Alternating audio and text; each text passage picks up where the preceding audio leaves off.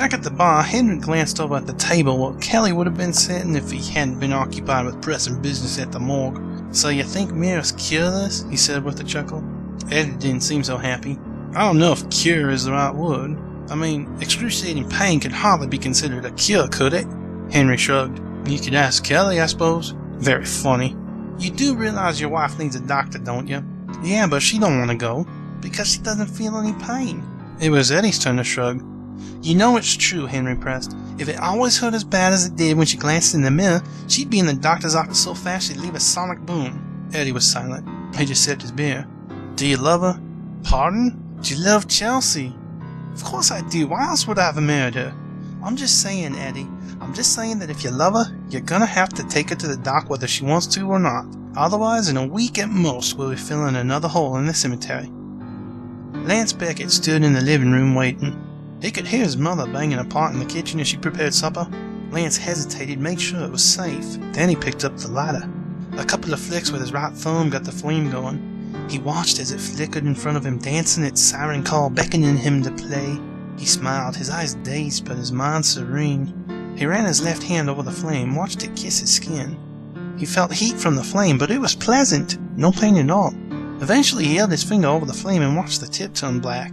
Naomi dropped another pan and cussed from the kitchen. Lance let the lighter go out, pressed his left forefinger against his cheek, soaked in the comforting heat. "Lance, dinner!" Lance smiled and put the lighter back in its place. His mother would never know he'd been playing with it. "Everything's getting worse," Henry said as he sat in his usual stool in the Black Hawk Tavern and kicked back at Sam Adams. "Maybe it's not that bad," Eddie responded. "Not that bad?" Henry almost coughed up his beer. "Have you been paying attention? This town looks like it's become a night of the living dead." Behind them the bell rang to indicate someone had come in. Both turned toward the sound, saw it was Ron Crawford. He nodded toward them as he sat and ordered a beer of his own. "No one else has died yet." "That's beside the point," Henry retorted. "They're gonna die. It's just a matter—" "Excuse me," Ron interrupted, holding his unopened bottle of Miller Genuine Draft towards them. "Barkeep didn't open this. Could one of you?" "It's a twist cap," Eddie pointed out. Ron shrugged and held up his left arm. His hand was missing. It had turned black after he nailed it to the drywall and had fallen off the previous morning. Eddie blinked, then took the bottle in trembling hands. "Here you go." After Ron returned to his seat, Henry whispered, "See? It's getting out of hand." "That's a horrible pun." "I didn't mean it as a pun. I'm serious. It's getting worse and worse." "Maybe, but what can you do about it?" Henry pulled out a mirror. "See if this works," is how he responded. Before Eddie could restrain him, Henry moved over to Ron's seat. "Ron, can I trouble you for a minute?" He held out the mirror. The sound of screams drowned out the jukebox. Henry became an evangelist.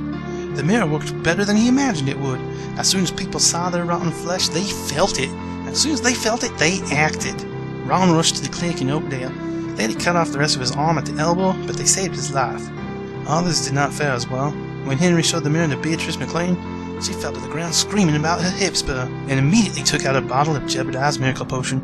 "No," Henry said, "you have to fight it. Get away from me, Henry Wallace. I knew your father, and he was a good man, and he would not approve of this. Mrs. McLean, you have to believe me." Someone had grabbed Henry's mirror then and tossed it to the ground. It was a miracle it hadn't broken on impact. Beatrice took a gulp from her bottle and climbed to her feet, almost snarling, "If you ever do that again, I'll see you lynched." The voice Henry heard didn't belong to the sweet 83-year-old woman. It belonged to Jebediah's miracle potion. Henry sat in Black Hawk Tavern alone. No one would come near him knowing he had a mirror in his pocket. Henry wished they'd understand that it was for their own good, but they were too obsessed with the miracle cure. "Henry?" The voice was hesitant. Henry swallowed and looked up. "Yeah, Eddie? There's been some talk in town." "Has there?" "We want you to leave." Henry sipped his beer. "You can't make me leave. It's a free country." "I know that, but you have to stop with the mirror." Henry glowered. "How long have you been taking Jebediah's miracle potion?" "I haven't. Then why?" "Why what?" Henry shook his head in frustration. "You know what. 4 people have already died. They didn't have to die. All it would have taken is one look in the mirror and they would have gone to the hospital and been saved." "But it brings back all the pain." "So what? It saves lives." Henry paused for a moment. Perhaps some people would rather die without pain than live with pain. "That isn't rational. I mean, look at yourself, Eddie. Are you in pain?" He shrugged. "Nothing major. And most of them would be the same way. None of the injuries would have gotten as bad as they are now if they had felt the warning pain in the first place. Eddie sighed. Henry, what difference does it make? These people want to live this way. Just let them.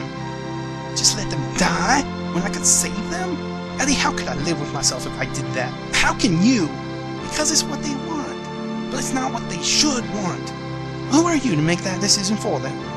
Eddie, you're not thinking. Henry, I'm through talking. I was asked to tell you to leave town tonight. Henry leaned back, glanced around the bar. He could tell everyone in there was listening to their conversation. I get it. They sent you because they were all scared of the mirror. Aye, that's so. How could you do this, Eddie? How could you so callously disregard their lives, cast them away? Eddie shrugged again. It's what they want, he repeated. I'm not leaving, Eddie. This is my home. In that case, you'll have to give me the mirror. What? Eddie fumbled in his pocket, pulled out a revolver. Perhaps you didn't hear me. You're threatening me? Henry stared at his friend in disbelief. Just give it to me, Henry. No! I don't want to shoot you! Then let me! The voice carried through the bar. Henry and Eddie both turned and saw Beatrice McLean there, a shotgun held to her shoulder. You pull that trigger, you're gonna fly out through the back door, Henry said. But I won't feel it, will I? The old woman responded. Eddie, back away. There's been too much talk already. There was a murmur of agreement from the others. Henry turned toward Eddie just as he heard someone say, What should we do with him? Beatrice smiled. We ain't had a lynching in a long time. There was a roar of approval. Eddie! Eddie, where are you going? Eddie paused and looked back at Henry one final moment. I'm sorry. It's what they want.